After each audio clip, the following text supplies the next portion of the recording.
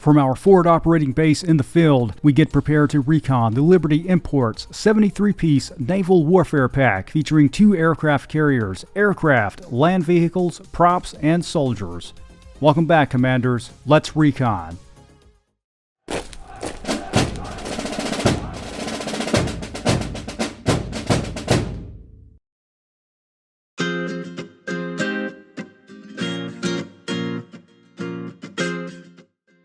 Framed within 2 thin lines of neon green and neatly tucked inside the packaging, the contents of this set immediately stirs your curiosity.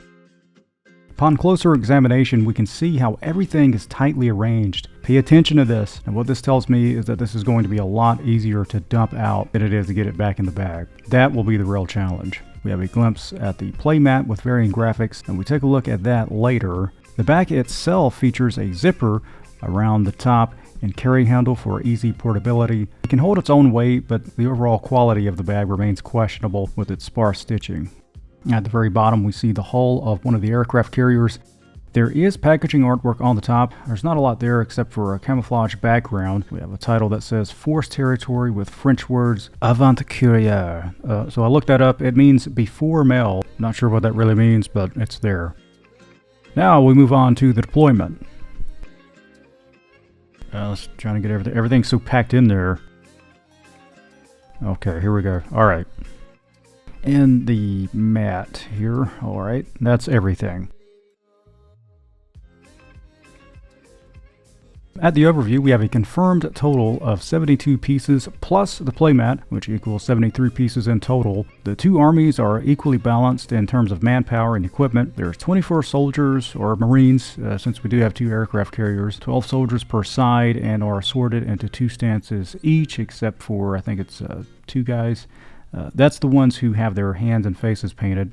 We also have a decent amount of props, and of course, a diverse selection of vehicles, bringing a lot of options to the battlefield. One thing about the tans is that while I instinctively want to call them tan, they almost have a peachy color about them, so maybe I'll refer to them as the Peach Army. From the inspection lineup, we can see a decent degree of detail, actually more than I anticipated. Their gear is quite defined, specifically their rucksacks and their gun belts. So some of the molds we've seen in other sets. My one complaint is that there's only 2 poses that are actually firing, the rifleman and the bazookaman. You have 2 different stances speaking on the radio, another one looking through binocs, and the last 2 are on guard duty.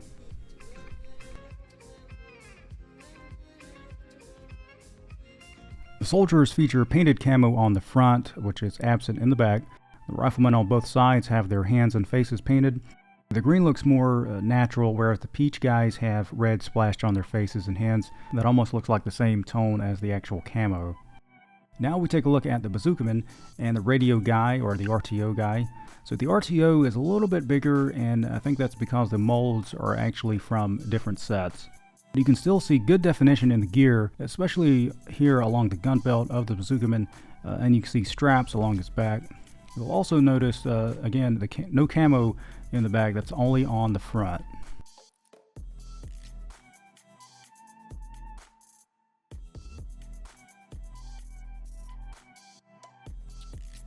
Next, we roll over to the ground vehicles. And also featured here are the 2 artillery pieces. The tank, to me, appears to be an M60 with reactive armor. A good amount of detailing all around. Despite the details, the turret revolves around quite nicely. This one has a tension spring, so it can roll on its own. It works a lot better on a completely solid surface. And in fact, I think almost all of the other vehicles have this tension spring system.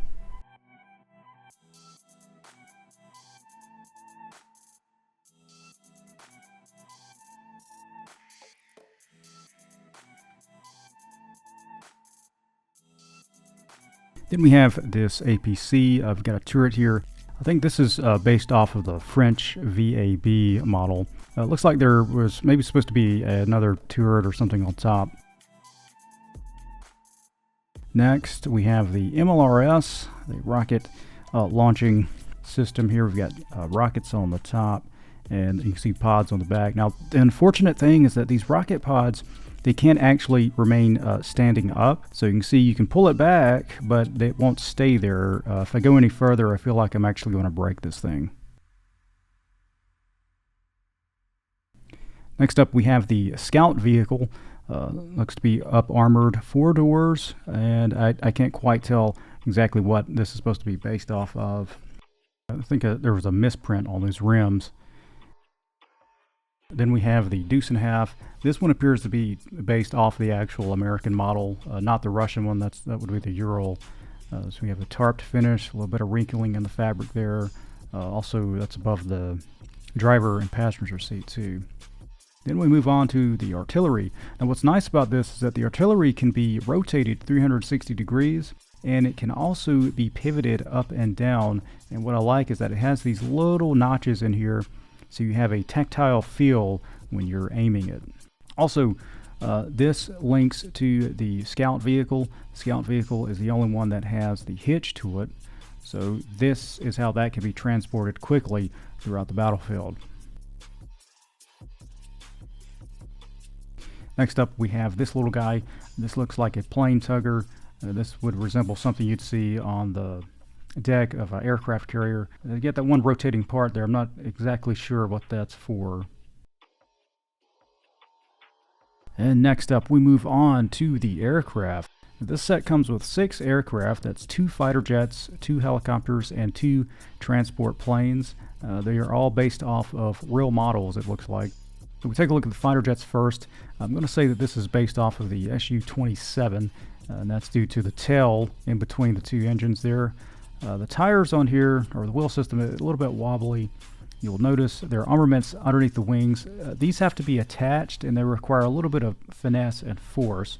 So you might want to help out the younger commanders on that one.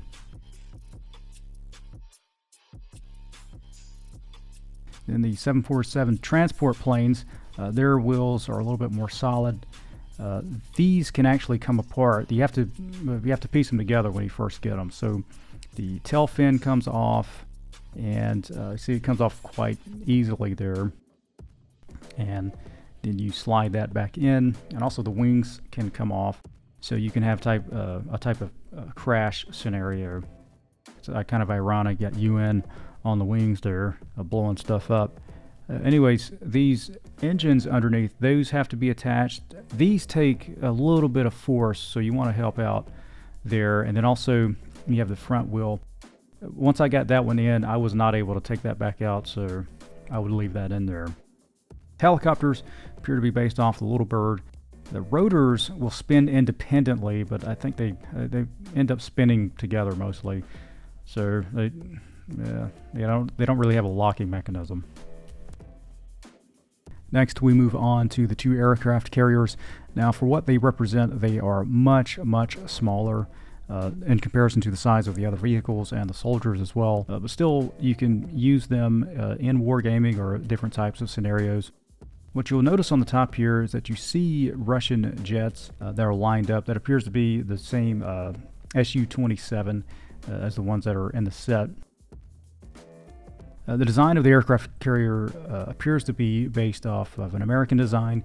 You have a landing runway as well as your takeoff spots. You have the control tower with antennas on top, and then the sides here have a little bit more detailing on them. The same design features are consistent with the green model as well.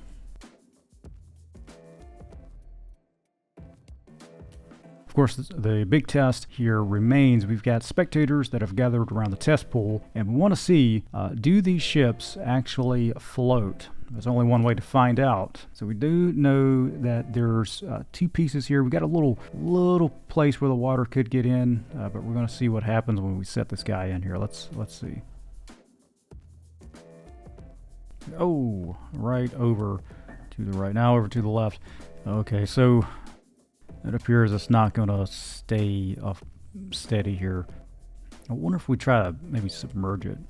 Let's see if we can get some water in there. All right, so we got some water. It does a little bit better with water in there, yeah. See what the green guy does. Yeah, green pretty much does the same thing. So these guys, they'll float kinda, but they're going to be at an angle.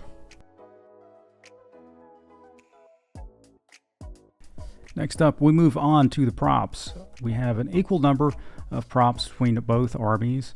These feature sandbags and tents and some trees. First up, take a look at this safety sign. To me, in my opinion, this sign was printed upside down.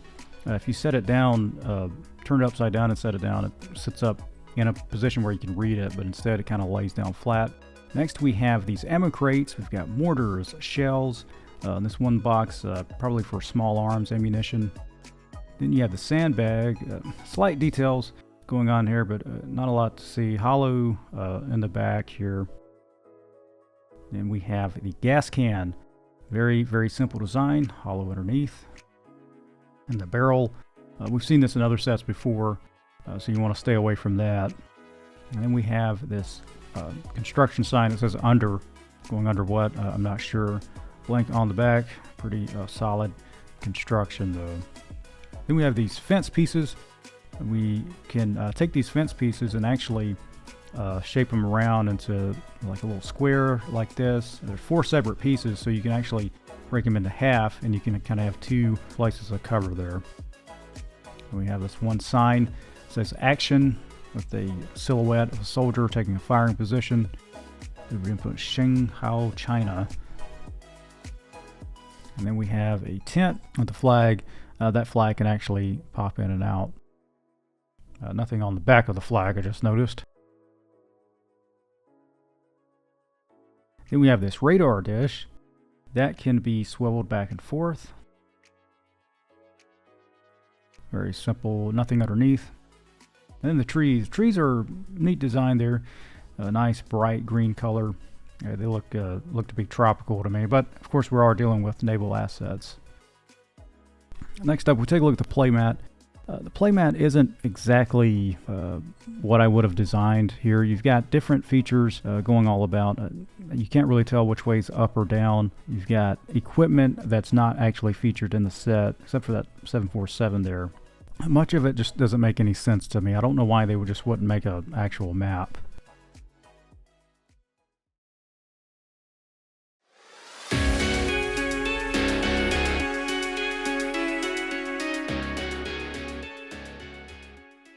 Now, all in all, I think that this is a good set, and this can be a lot of fun for the young commanders out there, because you have a lot of different equipment. You've got big jets, big planes, and a couple of ships that you don't often find in other sets. So if you found this review helpful, please like, comment, and subscribe. For Call of Plastic, I'm Bill Greenwater, and we'll see you soon.